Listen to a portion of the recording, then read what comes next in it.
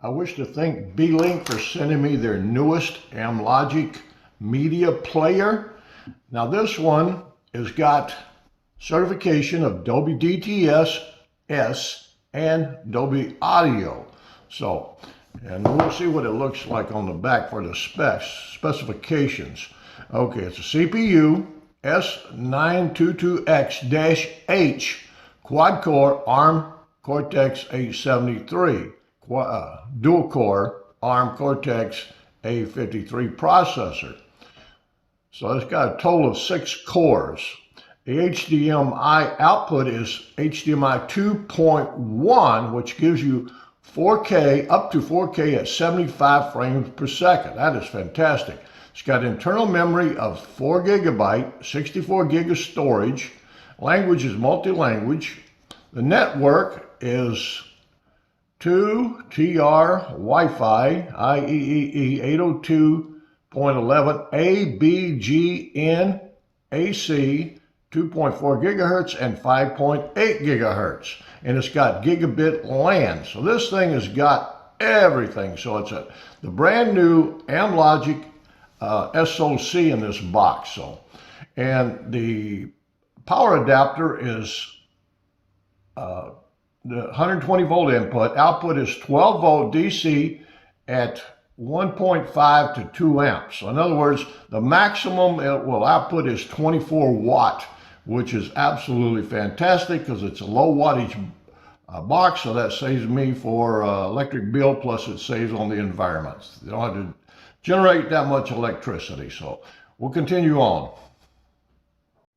Okay, here is the box itself. Now it's very heavy. It's made out of machined aluminum. And when you machine aluminum, it's very difficult and very expensive. So this is far superior to the plastic injection molding that's all these other boxes have. But again, this is machined aluminum casing. Now this is, it's got 2 USB 3 ports. Now this one is OTG, so that's the one that you could use to when you want to update the firmware or things like that. So that's OTG. And there's some vent holes. Now this is passive cooling. There is no fan in here. Now this is your input right here, power button. Now this is a RS-232 port. I guess this is for some kind of audio devices that connect to this for audio files. I have never seen a device that connects to it, but supposedly it's for really high definition audio. HDMI port. Now this is gigabit LAN, and this is for your speakers. So that's that. Again, you got 2 more USB 3 ports. Now this is an SD card slot, not micro SD. It's a full SD card slot. Again, more ventilation holes. Now that is a reset button if you need to reset the device, or in my case, if I want to add, use this as dual booting, you have to use that reset button when you set it up. There's the front of it. It's got a little tiny light that's very, not very noticeable. And here's the back of it. So anyway, it's a very nice device. Now, I had the opportunity to play with this for a while since I had pneumonia. It lasted about 2 months. So anyway, that's it. I'll show you the components next. Okay, here's the power supply for the US market. And again, this is 12 volt output at 2 amp. So it's a very nice power supply.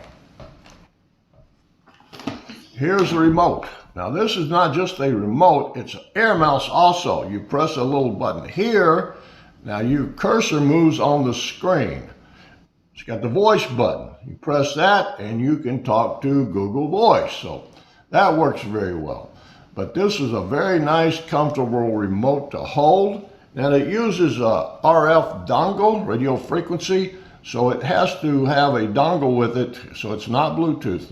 You put this into the box and it works. So that's a very nice remote. Now here is the manual. Now it's a multi-language manual. So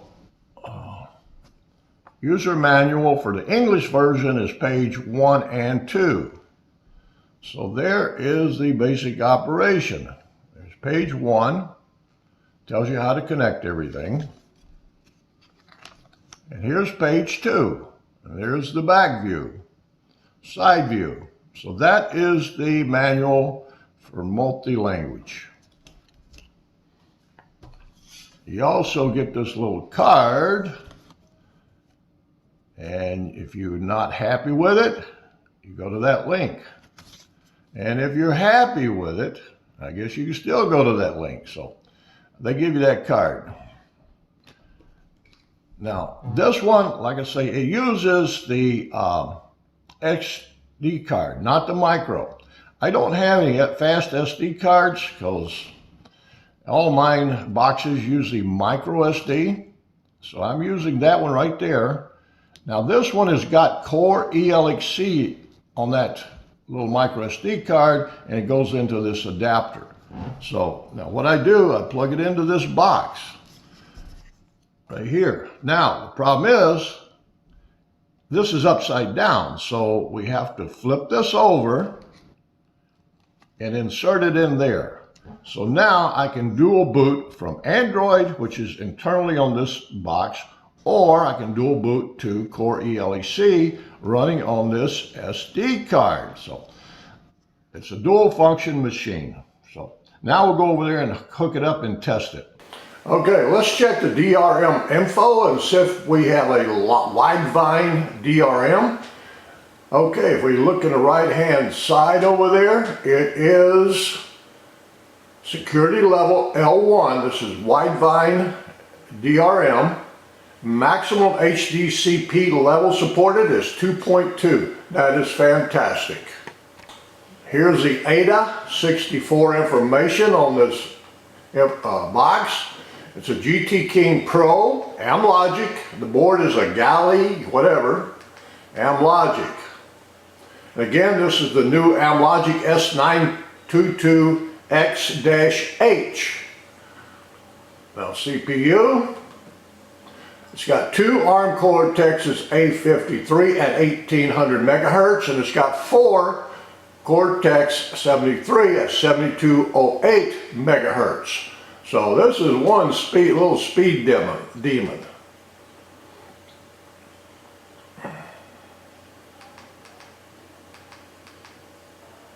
Check the thermal.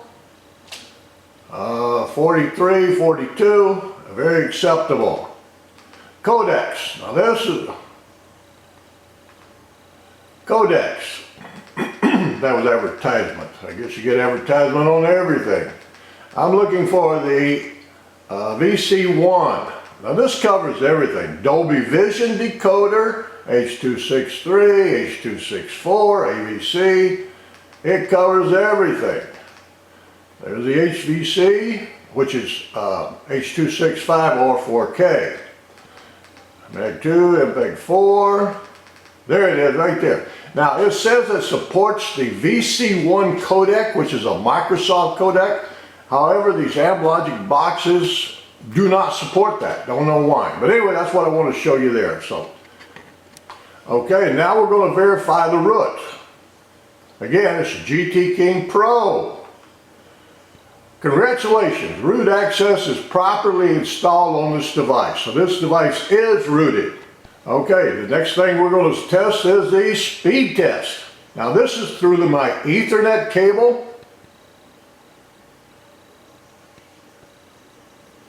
Wow, 205 down and a piddly little 12 up. They don't give me much upload speed.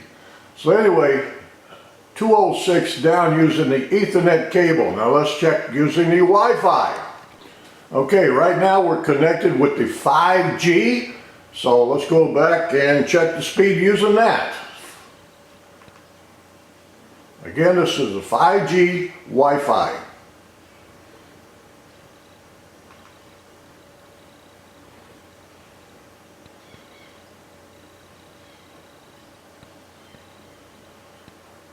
Not bad at all. Now I am, my router is in line of sight of this box, and I'm about 45 feet away with a direct line of sight. So that was 192 download, and the same thing, piddly 12 up. So the 5G works very well. Now we're going to check the 2.4. Okay, I switched to the 2.4 gigahertz Wi-Fi. Let's run the speed test again. Again, I'm on the line of sight of my router.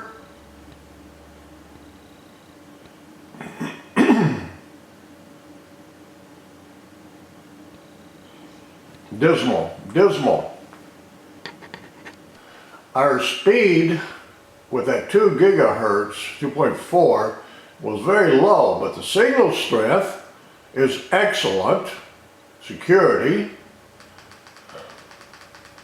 A link speed, 78 megabits per second. So I don't know why that it's not very fast. So let me check it again. Run the speed test.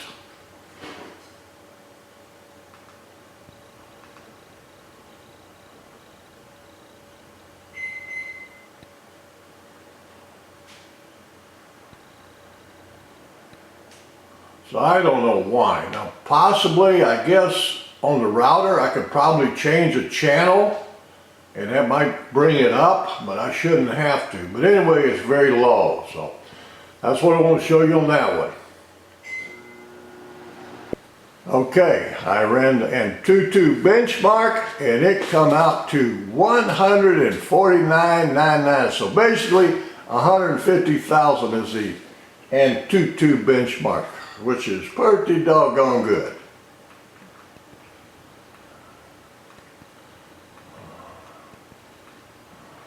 .42 temperature, outstanding. I don't know what any of that means, if it means anything, but that's what we got right there. Now, last but not least, we're going to check whether it's got a locked bootloader, and it doesn't because I'm running Core ELEC on it. But what we're going to do here, we're going to open that up, and then we're going to type reboot update.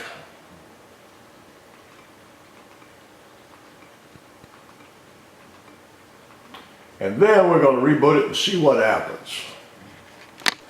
And as I said earlier, on that SD card, I already have an installation of Core ELEC. So when I type that in, it should automatically load it. Now, had that been a new one that I just burned on there, it would have popped into that. So there we go. So it does not have a locked bootloader. Okay. Since it's Halloween, they've added these little whatever you want to call it. And this is what it looks like when I boot it into Core ELEC from that Android box. So that's what it looks like.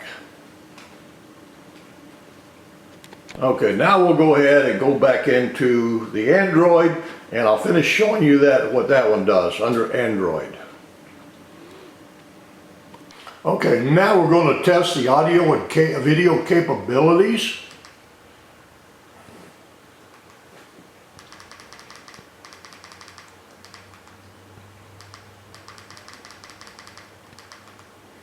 Okay, let's start with the video, well, the jellyfish. Now, H.264, it always plays those no problem, but the HEVC, that's the 4K. So let's see how that one works.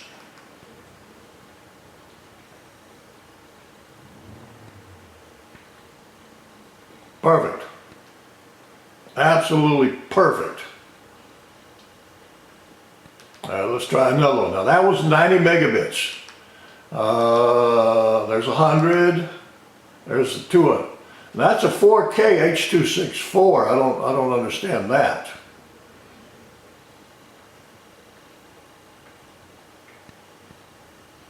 Okay, there's some pause there. Okay, that was 120 megabits, but H.264. Now let's try this 160 megabits, 10-bit, 4K UHD HEVC. Let's see what that one does. Okay, there's a little bit of buffering. I am connected with Ethernet. Okay, that's positive. So apparently it's starred for on my network.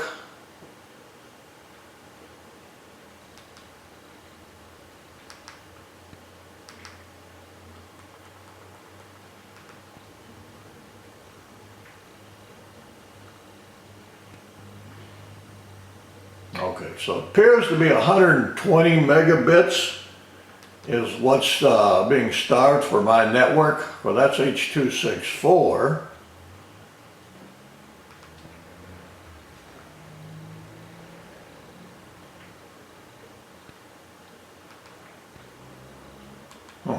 Okay, so that one's okay. So 120 megabits for the 100 HEVC, the 4K. That must be my limit on my network. But that one works good. All right, now we're going to check some audio. We're going to try the audio codecs.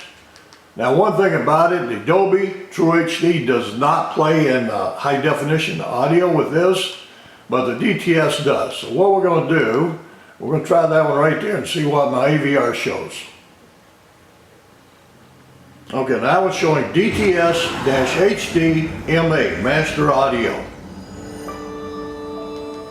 All right, let's see what this one says. Now this one shows DTS:XMA. So that's DTS-X, whatever that means. But it does work on that one. Now here is Dolby Atmos. I have no idea what Dolby Atmos is. First object-based cinematic audio. On my AVR, my Yamaha is showing DD+. To moving around you with pinpoint accuracy.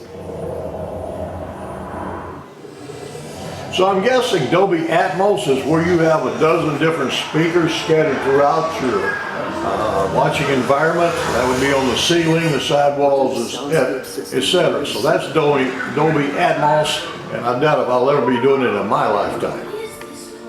Okay, now under the codecs, it shows a VC1 being supported through Amlogic.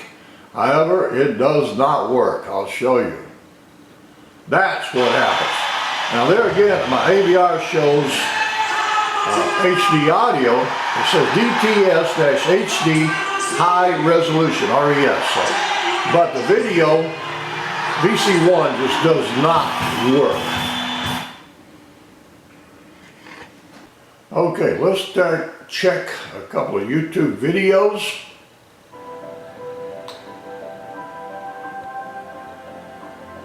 .34, 2160 at 60 frames per second.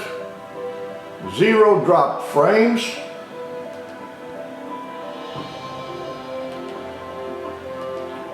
Picture quality is outstanding.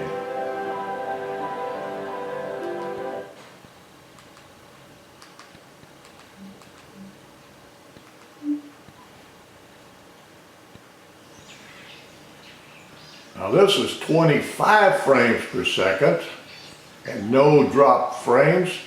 Picture is absolutely perfect. So we'll give it YouTube a perfect score on that one. Okay, what I'm going to do now, I'm going to put Minix Freak. He has a port for the ATV because I really don't like this generic touchscreen Android, because primarily I use it as a media player. So I really don't need it as a computer. So that's why I'm going to convert it to the ATV port. So I will make a separate video on that, but this box is very capable. It's got the newest Amlogic SoC, which is very fast and very powerful. So that's it, and I'll talk to you later.